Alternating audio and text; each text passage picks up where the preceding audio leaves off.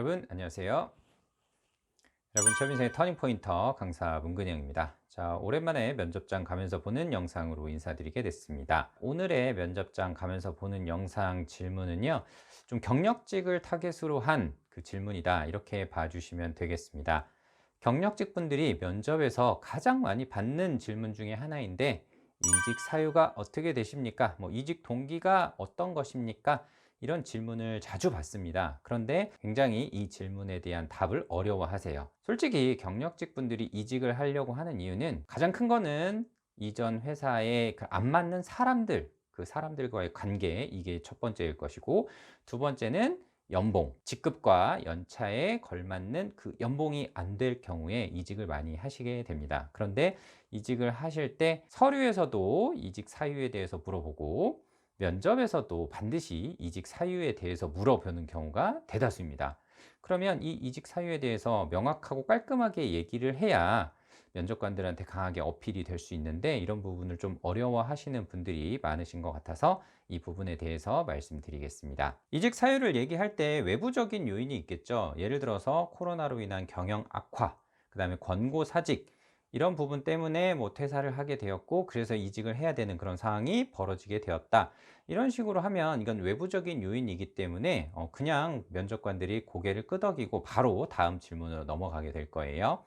그런데 내가 이런 상황이 아닌데 이직을 해야 된다라고 하면, 솔직히 돈 때문에요, 이런 식으로 대놓고 쓸 수는 없으니까 이 부분을 좀 잘 넘겨야 된다라는 거예요. 자, 그러면 이런 부분을 어떻게 넘기는 게 가장 효과적이냐? 저는 첫 번째로 말씀드릴 수 있는 부분은, 나의 업무 전문성 향상을 위해서 이직을 하려고 한다.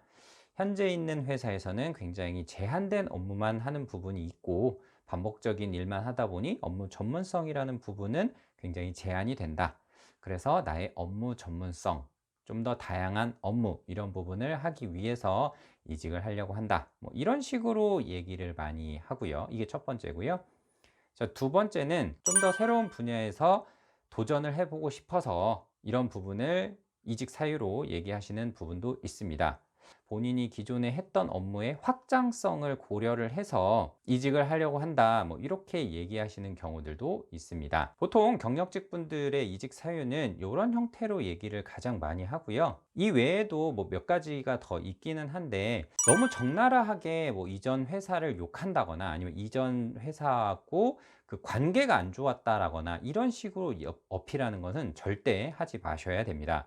왜 그러냐면, 면접관이 그런 답변을 듣게 되면 이 사람 만약에 우리 쪽에 오면 또 뭔가 문제를 일으킬 것 같고 회사랑 안 맞는 그런 일을 할 수도 있을 것 같다, 이런 생각이 들 수 있기 때문에 절대 이전 회사와 뭔가 트러블이 있어서 나오려고 한다, 이런 말씀은 가급적 하지 마시고, 앞서 말씀드린 전문성 향상이라든지 조금 더 이제 업무의 확장성을 고려한 도전을 하고 싶어서 이직하려고 한다, 이런 형태로 약간 돌려서 표현을 해 주시는 게 훨씬 답변의 완성도를 높이는 길이다, 이렇게 이해를 해 주시면 되겠습니다. 이직 사유 너무 적나라하게 얘기하시는 거 반드시 주의하시고요. 이렇게 답변 잘 하셔서 꼭 이직에 성공하셨으면 좋겠습니다. 저는 다음번에 인사드릴 수 있도록 하겠습니다. 여러분들 취업 인생의 터닝 포인터 강사 문근영이었습니다. 고맙습니다.